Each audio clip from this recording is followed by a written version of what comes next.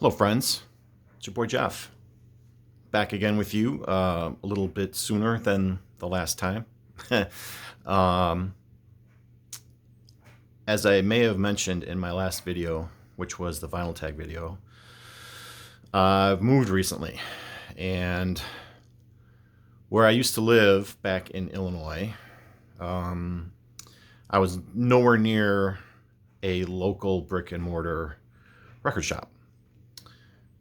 It would take, I think the closest one would be like 45 minutes away, which, isn't necessarily very close or a quick ride. So now that I'm here in Indiana, I have the good fortune to be between two record stores that are probably no more than 5 to 10 minutes away. So Jeffy's a happy camper.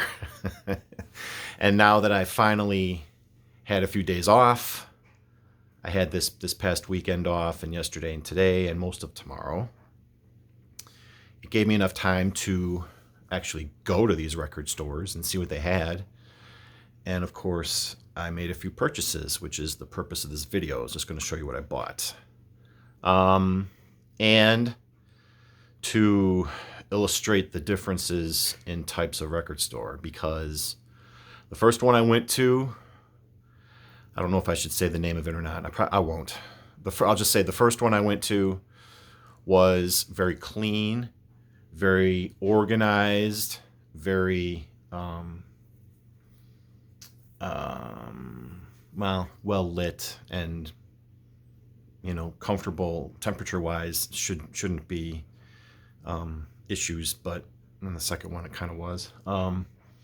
But yeah, it was very easy to find what you were looking for if you were looking for a specific artist, and there were a pretty wide selection of just about every type of music. And it was not only vinyl records, it was CDs, cassettes. The Oh My Gosh wall basically extended around the entire store, and all of the records were in frames, which I thought was kind of interesting.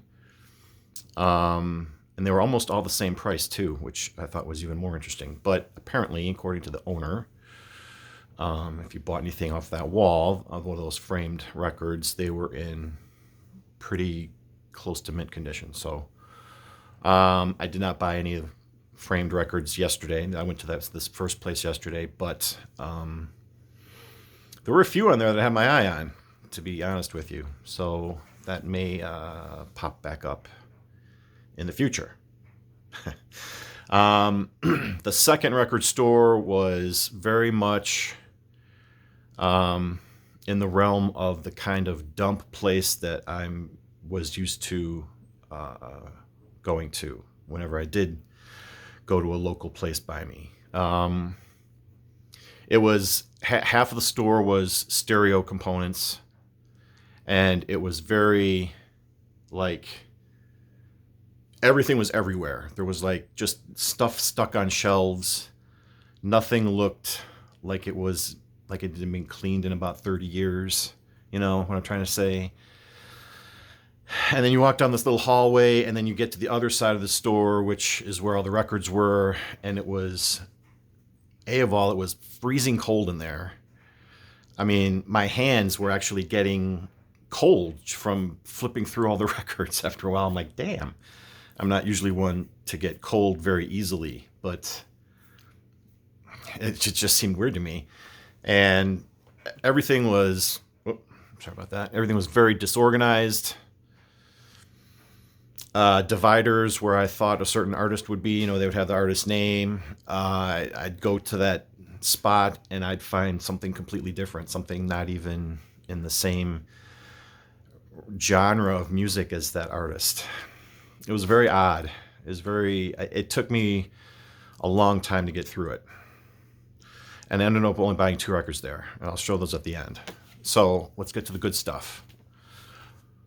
Besides the 2 record stores, I also got this in the mail. I got the reissue of Freak City Soundtrack by Material Issue. This was their second major label release, came out in 1994. This is the first time it has been released on vinyl. This came out late last year by Mill City Sound.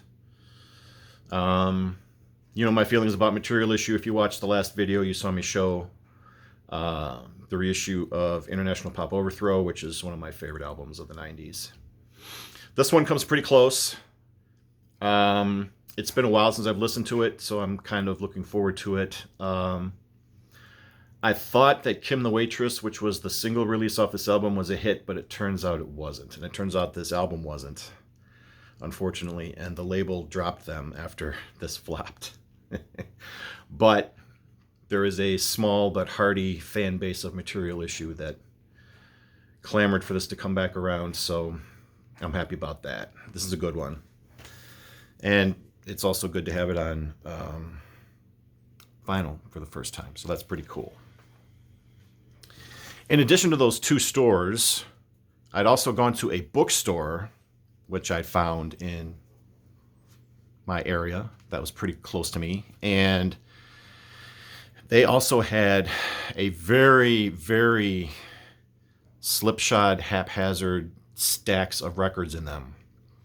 Mostly classical stuff. There were even some 78s in there, but it was all classical. But in amongst all of those very precariously stacked records, because I swear I felt like it was going to fall on me after a minute, I found an upgrade copy of Night and Day by Joe Jackson. The copy that I own, the record is pretty beat, probably in VG condition. This one is much nicer. The cover is much nicer. My copy, somebody wrote their name in black marker on the white part. So I saw this. It was only, what did I pay for this? $5, I think, for a practically mint record. So I'll take it. I love Joe Jackson. This is probably my favorite record of his. I think this was his most commercially successful record, but any way you slice it, this is a good listen. Night and Day by Joe Jackson. Then the stuff that I got yesterday. First up, Bob Dylan's 1981 album Shot of Love. This is the third album in his Christian trilogy, I think they call it. I bought the Trouble No More set a couple of years ago, which were live versions of his quote-unquote Christian period from like 1979 to 81. And I found that I actually quite enjoyed that era of his music. He had a lot of the Muscle Shoals players backing him in his band. He had, background singers. He had this full Memphis type of sound, soul sound going on behind him while he was singing his Christian songs. And I didn't hate it. I kind of enjoyed it. And I also picked up the album that came out before this, which is called Saved, which is pretty much regarded as one of his worst albums. I didn't hate that either. So when I saw this in the bins at the first record store I went to yesterday, I just picked it up. And the price was right. It's a nice condition record. So, and the song Every Grain of Sand is on this one, which is probably one of his prettiest songs that he ever wrote. So I'll give it a shot of love. Then, on the Oh My Gosh wall, but it was not framed, although it was still sealed, was the reissue of the Johnny Thunders album So Alone. Years ago, when I was watching vinyl community videos more than I was making them, Andrew from Tales from the Crate, if you guys might remember him, talked up this album, and for whatever reason it stuck in my mind. I did stream it over those in between years before I bought this, so it wasn't just a complete blind buy. But when I saw this on the wall, I just had to have it, so I grabbed it. So Johnny Thunders, if you can see the hype sticker, New York Dolls guitarist. So it's a pretty good album, I have to say. I have the second album that he put out too. So very happy to have this one, So Alone. But the one record that I absolutely had to walk out of the store with, if I didn't get any of those other ones, was this one. Blues Jam in Chicago. It's music on vinyl pressing, so you know it's going to sound great. I love their pressings. They do stellar work.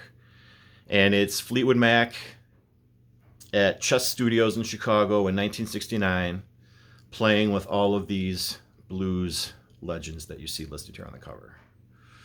Double album. Its original title, as it says on the back cover, was called Blues Jam at Chess. It's a double album. I also have this one on my iPod. I downloaded it and put it on my iPod. I still use an iPod. I don't care. And this is a great album. So having it on vinyl is a real treat for me too. So this is going to sound great. So with all of those purchases, I was pretty happy. And today, in fact, I just got back about an hour ago from the second record store.